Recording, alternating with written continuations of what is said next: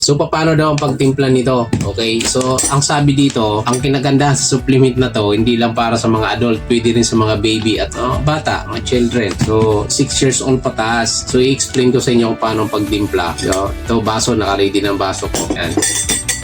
Sabi dito, sa mga children or adults, mag-add daw ng 2 scoop. Yan, mag-add ng 2 scoop. So, mag-add tayo. Yan, mga ganyan lang karami. Pwede naman damihan pa or mapaw yan, dalawa. So, sabi dito, add 2 scoop of or 1 tablespoon of salvio barley powder in 1 glass of... Pero para sa akin, mga adult na tayo, mga edad na, ang gagawin ko, 3 scoop morning, 3 scoop din sa hapon. So, ganun lang kasimple. Tapos, lalagyan mo siya ng water.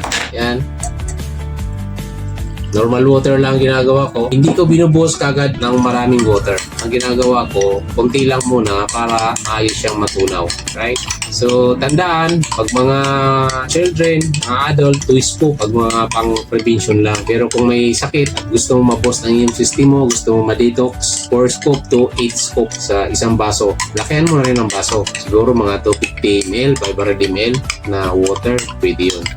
Basta pag may sakit, mas maganda talaga, mas maraming iniinom at bitter. Alright? So yan, pagka ganyan natunaw na, lalagyan ko diyang madami. Yun, ganyan kadami guys. Ang ganda oh. Bango. Tsaka tingnan nyo ang powder. Oh yan, green. Ang bango. Alright? So ganun lang. Ganyan ang pag-iinom ng at pagtitimpla ng salvio barley grass. Okay? Cheers! Have a nice day. See you on my next video. Iwasan ang pagkakasakit guys, magastos. Your health is your priority. Bye-bye!